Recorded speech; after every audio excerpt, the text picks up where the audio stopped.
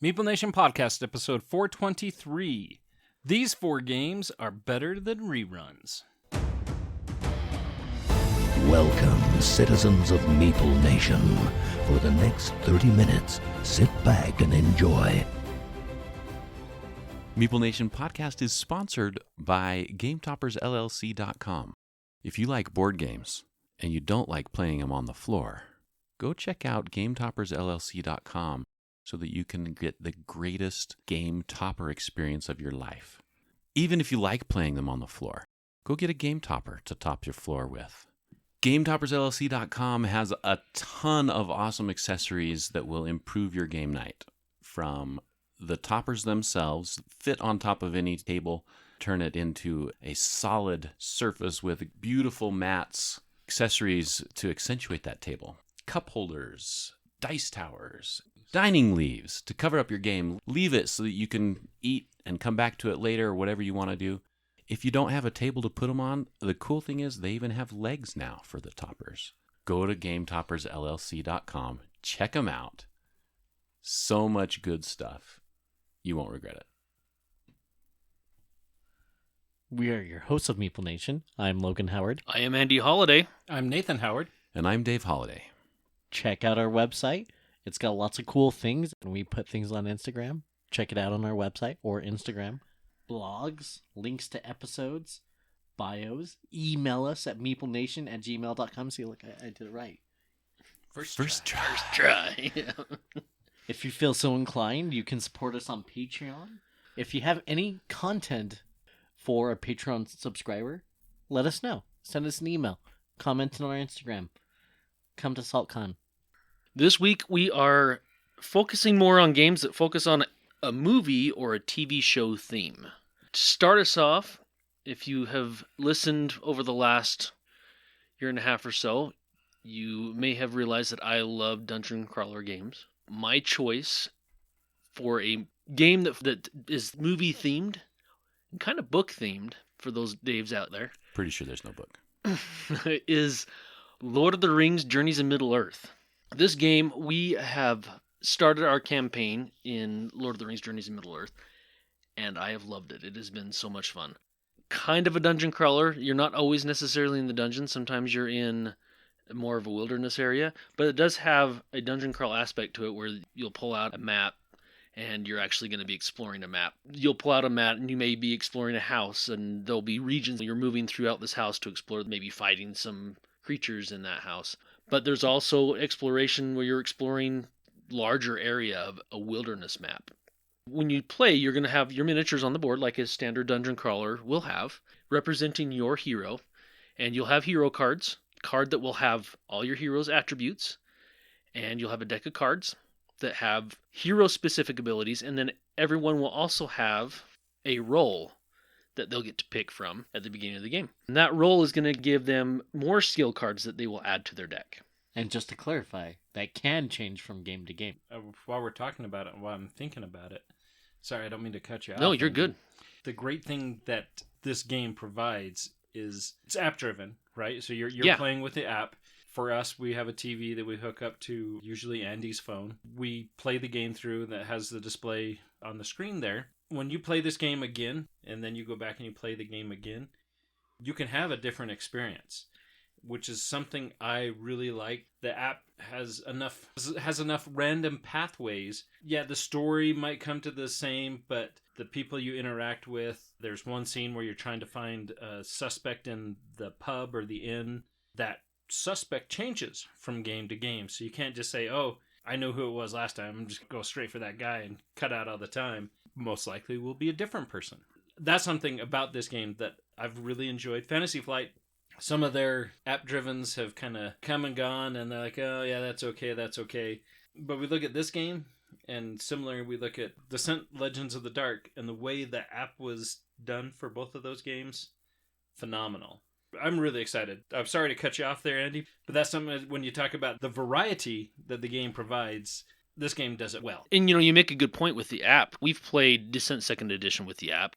We've played Star Wars Imperial Assault with the app. But there's a big difference between how the app works in Lord of the Rings, Journeys in Middle-earth, and even, like you said, Nathan, in the newer Descent Legends of the Dark, where that app is not an afterthought. It's actually designed into the game, and you're meant to play that game with the app. Whereas with Imperial Assault and Descent 2nd Edition, it was kind of an afterthought. Hey, let's throw an app in here so you can do fully cooperative, not have an overlord or not have someone play the Empire. You're right. They nailed it. They really did a good job. We've only played through Descent Legends of the Dark one time. I don't know how much variability that particular app will have. It seems like it may just be all the same. Unlike Lord of the Rings, you make a very good point where the first game we played, I think, had the difficulty on wrong, and we totally got annihilated. So we started again, same exact story and everything, and it was a completely different experience, different map, and everything different. I love that about it. It makes the replayability so much higher that you get that different experience, even though you're playing the same story. We've played Descent 2nd Edition quite a few times, and I've even played the same scenario, the same campaign multiple times. Your map might change a little bit on your dungeons, but it's basically, the story's the same, other than you might get some different monsters that come out, because that's random. Done a great job with this. I do like the fact that with the expansions, they've added a lot of different characters, so you can get just a wide variety of abilities that are going to happen. It also adds new skill cards, new roles to the game that you can try out, see what you like, see what works well with those characters and their abilities. One thing to note, and I thought this was kind of cool the way this works, when you're trying to do some sort of skill test, you have your skill cards. You have a hand of cards that you can play those cards for abilities. But whenever you have a skill test, you're actually going to look at attribute that pertains to that skill, that check you're trying to do. The value is of that, whatever your skill is, that's how many cards you're going to draw off the top of your deck. Actually not going to look at the text on the card what that ability is. You're going to look at the top corner, and it'll show whether it is success icon or if there's potentially an inspiration icon. For each success icon, it just counts as a success. If it's an inspiration icon, you have to spend an inspiration token, if you have any on your character at that point, to turn them into successes. I like how that works, and not every card has a success icon on it. You can totally whiff it, not draw anything that's going to help you, but you can have cards in play that can mitigate that a little bit. They do it well depending on your class. Like if you're playing one of the Hobbits, the cards that were related to the Hobbits' weapons, it's not a strength class per se, but for that weapon that they're using, that attribute or that icon is related to their sword.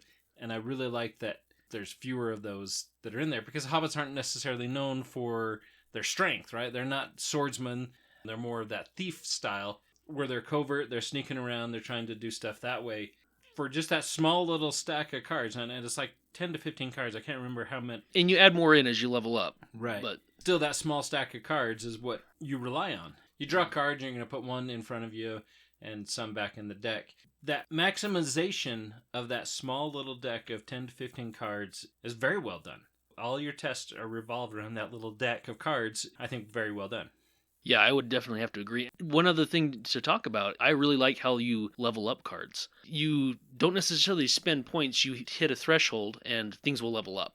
We haven't played a ton, so I haven't been able to experience a lot of the cards leveling up, but some of those cards can get pretty powerful as you level them up. Weapons in particular seem to that they can get pretty mean. And you don't necessarily actually know when that leveling up is going to happen either, which right. is kind of also unique to that. It was the same with Descent, like when we were gaining how much XP we could use on each scenario that we were doing.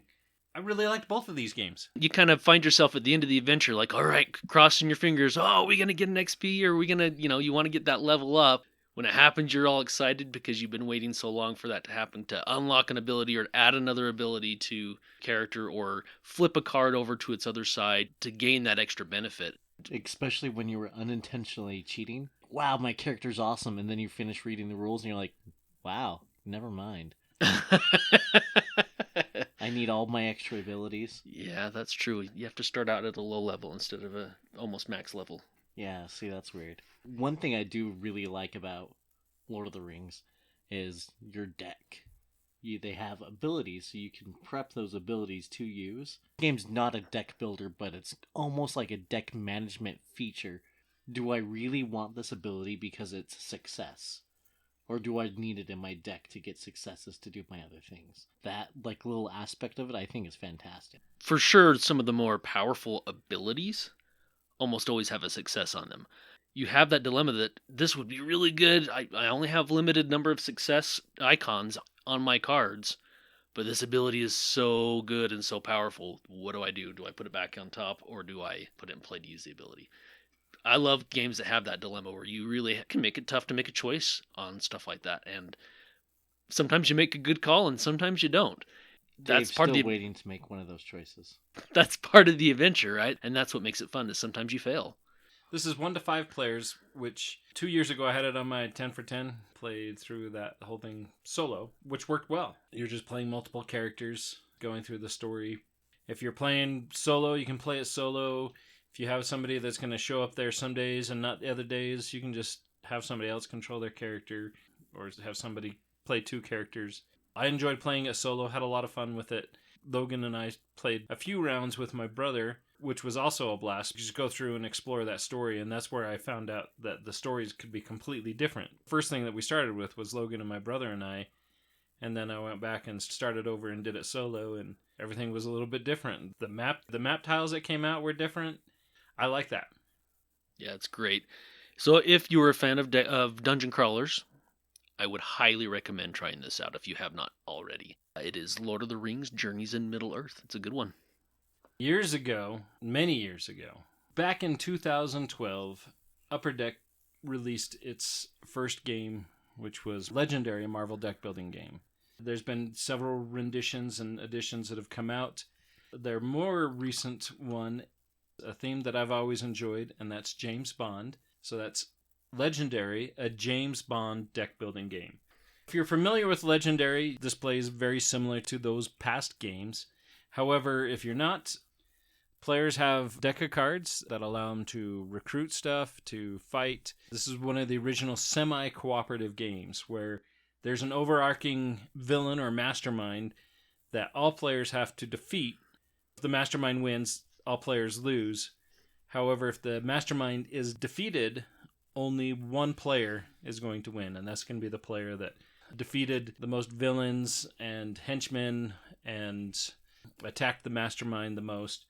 Each of those cards is going to give each player points. Player's turn, the beginning of their turn, on the board there's 2 rows of cards. The bottom row is Q branch. Quartermaster brings out cards that are available for your agent to use to upgrade their combat, to upgrade their recruit power, find items that will chain off each other to give you even more benefits. You have the opportunity to buy those cards from Q branch.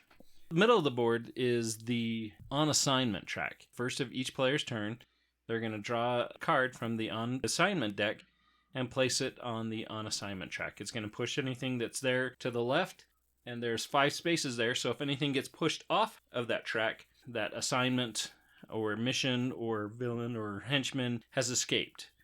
And if they escape, that has a global effect that will affect all players. Look at your hand. If you have any cards that you can play as combat, try to defeat any of these henchmen or try to complete any of the missions that are on the on assignment track. And then at the end, you will have the ability to buy these cards from the Q branch. Go to your discard pile and you can use them in later rounds. There's also an overarching scheme. Scheme card will come out of the on assignment track, and if they reach the end, then that advances the villains or the mastermind scheme, and those will also have global effects that players will have to overcome. If you get attacked, you get wounded. These cards will go into your deck, clog up your deck. If you're familiar with the older games, there's cards that are gadgets, which replace bystanders in the other games. Anything comes out on the assignment track that pulls in a gadget will go onto that. And again, if that gadget, along with that scheme or that villain, falls off that track, that amplifies the effect that's going to happen globally to each player. So the goal is you're going to try to build up your deck, very much a deck building game.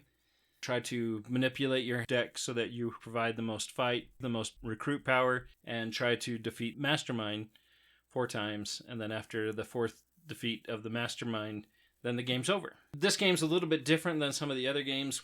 The other games, the Mastermind always had the same strength power.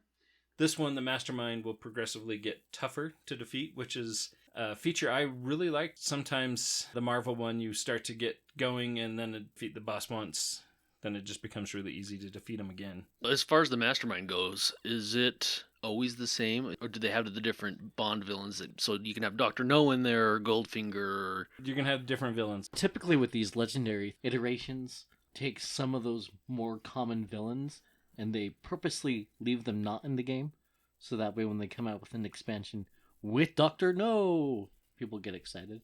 The base game is all about Sean Connery's James Bond. And they do have one expansion out that does include some of the... The one I'm least familiar with? The one that Dave's the most familiar with. Sean Connery. I think that's a little on the nose. You need to say something else in the Sean Connery accent. That didn't work anyway. I'm off. Sean Connery is the most iconic James Bond. The original. I don't know if he's the most iconic, but he was the original James Bond. We do have an expansion that includes some of the other Bonds, some of those masterminds that are in some of those movies. Overall, I really have enjoyed legendary deck building games. Marvel still has expansions that are coming out. It blows me away. But that's something that maybe I need to put that on my 10 for 10 to get that game dusted off and hit the table again. Legendary has the Encounter games, which is a different setup, a different feel. Going back to these legendary deck building games, I've enjoyed the Marvel one, and I really enjoy the James Bond one. The Marvel one is all art, obviously, since, I guess not all art. They have incorporated some of the MCU footage in that. This one is all stills from James Bond movies. I've really enjoyed it. And if you're looking at any of these legendary encounter or legendary deck building games, I would suggest looking into James Bond. It's not as overwhelming to try to get it all as the Marvel version. So do you have a favorite of the legendary games? Of all of them? Yeah. Most definitely number one on my list is Aliens. Legendary Encounters, an alien deck building game. That is by far my favorite. As far as the encounters go, that is the most well done. Going back to the regular one, I'd probably still go back to Marvel. I've always been a big Marvel fan. But I've also been a big James Bond fan for years and years and years. So what was it about the art that you didn't like about The Big Trouble? It wasn't The Big Trouble, it was Firefly. That's right. Firefly. Had I not been aware of what the actors looked like, the art probably wouldn't have bugged me. So if you were just going in blind and you heard about, hey, there's this board game, it says Legendary Firefly, let's just get to it, it probably would have been okay? Yeah, I probably would have been okay. And, well, I don't know. The art wasn't my favorite. There's very few games that I'm like, where art really took away from a game. But for me, Legendary Encounters Firefly, the art really took away from the game for me. Legendary was on your list for this, and it was actually on my list as well. I actually have 2 different iterations of Buffy the Vampire Slayer. So there's Buffy the Vampire Slayer, the board game, and then Buffy the Vampire Slayer Legendary. And out of these 2 games, I think so far, actually kind of like Legendary better than Buffy the Vampire Slayer, the board game. I think they just did really well with this version of Legendary. Not all the Legendaries are created equal, but I think what they've done in this one was fantastic. I like the cast, I like the cards. And again, it's just like we were talking about with James Bond. It had those stills from the TV show. Just kind of captures your heart. Makes you happy. Aww. The nice thing about both the Legendary Buffy and Legendary James Bond, they add a different track that's not in the Marvel one. It's a danger track that's in the James Bond, and it's the... I think it's called the Hope track. Go for the light and the dark. If you get so much hope, you get a reward, and if it gets so dark, then the villains get a benefit. It's not even that cut and dry with Buffy, because there are certain heroes that actually play as heroes and villains. So like Angel, for instance, because in the TV show, spoiler, it's like 20 years old. He's... Yeah, I don't think you have to say spoilers at this point, but... He's a bad guy for one of the seasons, and so they actually have it to where he's a bad guy in the game and a good guy. But I remember some of his cards actually trigger off, if there's so much darkness, then he gets this cool extra ability. So it wasn't even just like good guys, if there's a lot of light, it's automatically a good thing for you. I like how they have those effects in there. The same thing with Angel you have with Spike. And Spoilers alert, he's a good and bad guy too. Spoiler alert, I still haven't played this game. Oh, you haven't? Mm-mm. Oh, we totally should play it. I haven't either. I'd love to. It's a basic deck builder, but I think what the slight changes that they made for this Buffy edition is fantastic. I might change my answer. Which one's my favorite? Wow, really? I like what they did with the James Well, the Bond. theme is also draws to you as well. Because, Yeah. I mean, that's the whole point of these games. What you don't want with these types of games is they just slap the theme on it and just take your money and say, ha ha ha, I got you. And Like, so, I felt that with the legendary Big Trouble in Little China. It went over like a lead balloon. It just didn't work. The Buffy one was great. Aliens one was great. which is weird because you don't really like the Alien movies, do you? No, not usually. The Alien one does well. The Predator one, which is very similar to the Aliens one, wasn't as good. But you can combine those two and you can play them together. Isn't it the Aliens versus Predators? We never actually tried, but we did the Predator and we did the Aliens, and Aliens was by far more superior in my book. The Marvel still number one, and then probably Buffy, and then probably James Bond. Since Buffy's Logan's, I totally forgot that one.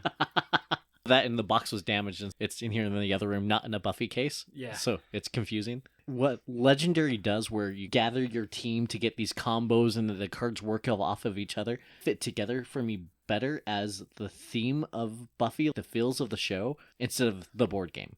Board game is you just play as a particular character and you're going on an adventure around town trying to fight the big bad of the week. Even though everybody's got their own powers, just doesn't feel like it was all together like it should have. I think we definitely need to play it again, especially now that we have the Frenemies pack. I think that one tries to follow more of the episode, not necessarily a scenario-driven game, but like you said, it has the monster of the week, and then it has some overarching tale like the gentleman, or you're going to have the fear demon that's going to show up and implement a round, or they have the round. It's a musical. Everybody's supposed to sing, which is dumb.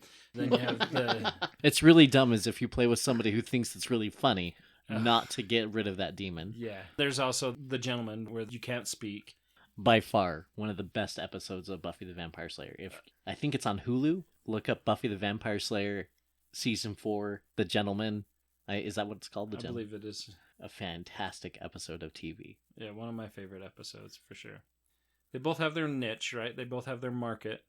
And according to BGG, my feelings, what most people feel as well, Buffy the board game is rated at like a 6.3, and Legendary is at a 7.3.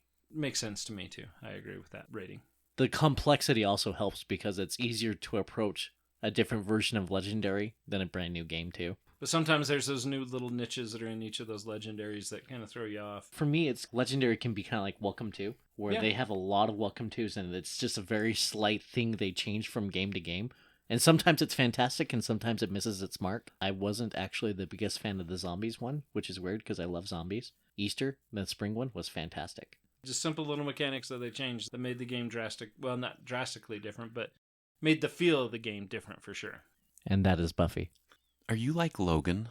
Are you tired of seeing the good guys win? You should check out Disney Villainous.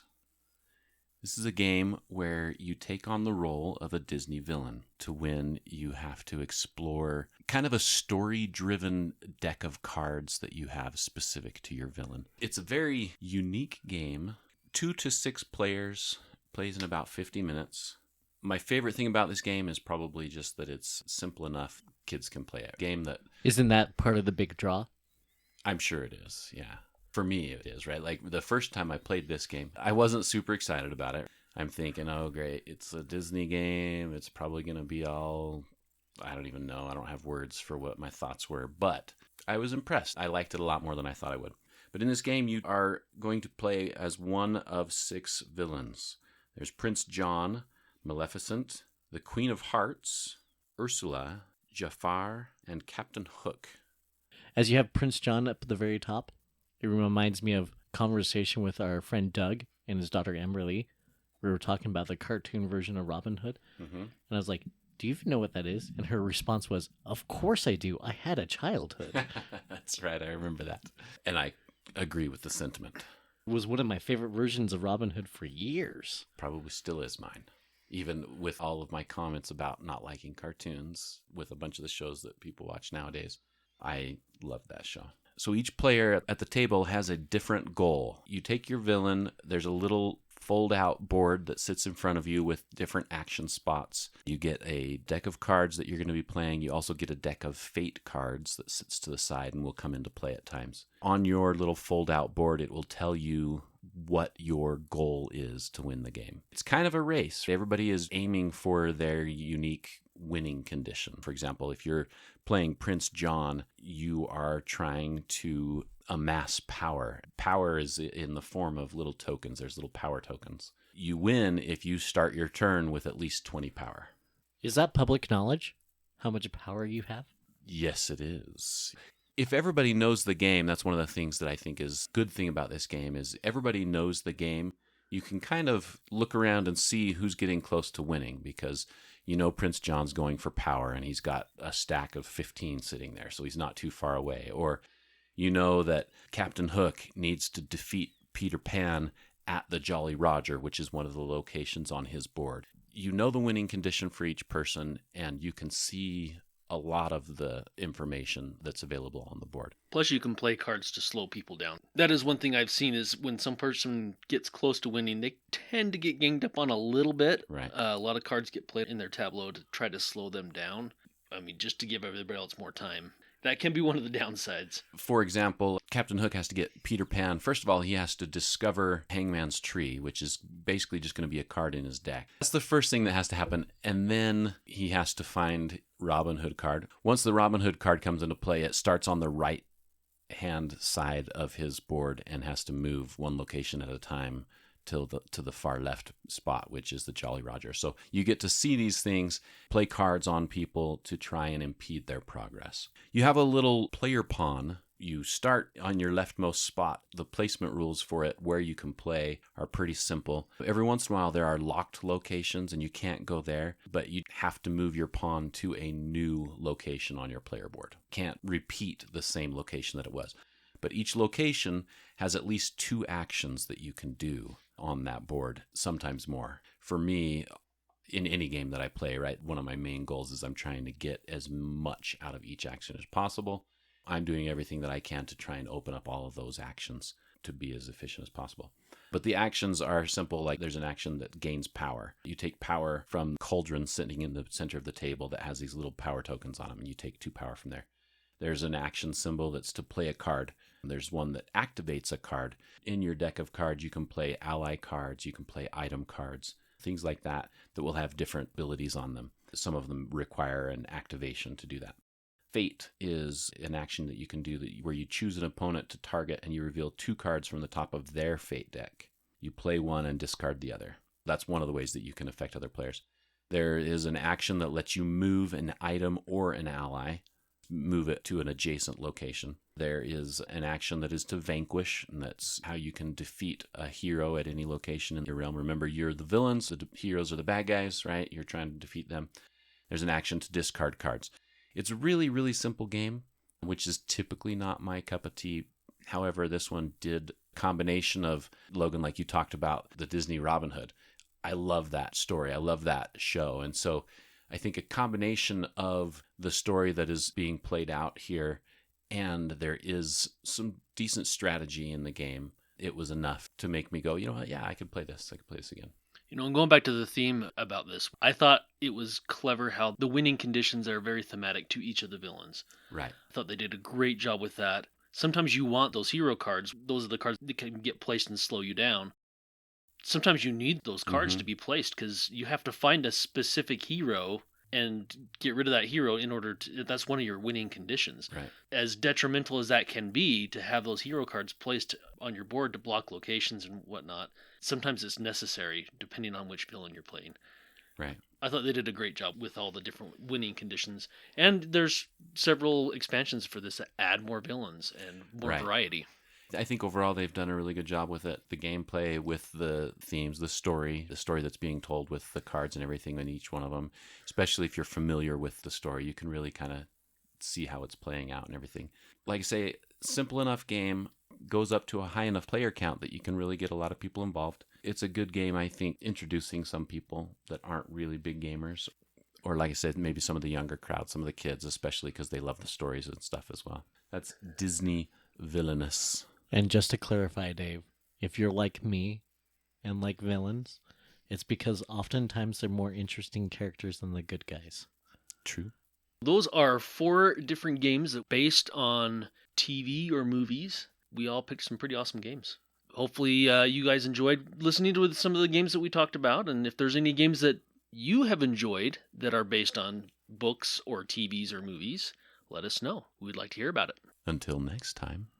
We'll see you on the couch near the game table so that you can watch both your movies and play your movies.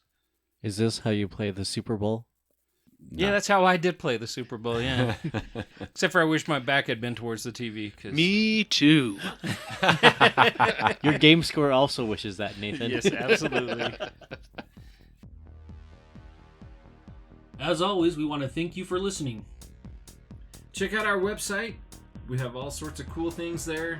Love those blogs. Get a deeper look into the writing side of Meeple Nation. Join our Facebook group, Meeple Nation Off Air. I look forward to seeing you there. Follow us on Twitter, @Meeple Nation. We also have Instagram. Under the same name. We also want to thank our sponsor, GameToppersLLC.com. We love their product. There's so much goodness out there. And we also want to thank Rating Detergent for our music.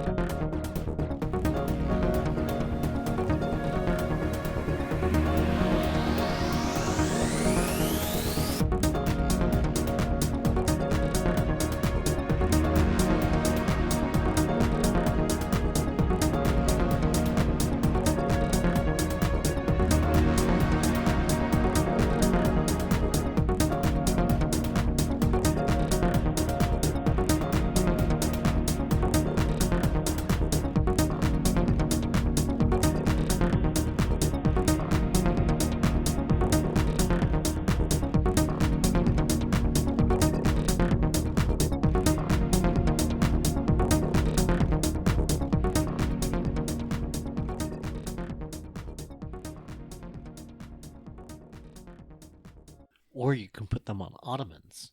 You can put them on ottomans. Ottomans? Ottomans. Okay. Ottomans? Or maybe just the Turks. I don't know. Okay. And So- a chance so- to support us? So is that like a contest? Win a chance to support us on Patreon. Because I just copy and pasted this from the other episode. Yes. I don't see the problem with that. I mean, I don't either, Maybe Dave. they're like, I don't see a problem with that at all. I mean, maybe somebody's like, So if "Gosh, you I like click these on the guys. I'd like to be able Patreon to-" link, you might win the opportunity to support us. You turn it into a contest. They Yeah, might get yeah, more yeah, interested, right? Yeah. Going on Tom Sawyer on everybody here, huh? But that's something when you talk about the variability. Variability. Variety. Thank you. The variety that the game provides. Did you say you really have enjoyed? He did. He's telling you, Okay. Logan, that you. Yes, I have enjoyed Legendary. Thank you for I informing me. did say you have. It didn't even make sense when you corrected me. I'm like, yeah, that's what I said. I may be sleeping, but I'm listening. I have enjoyed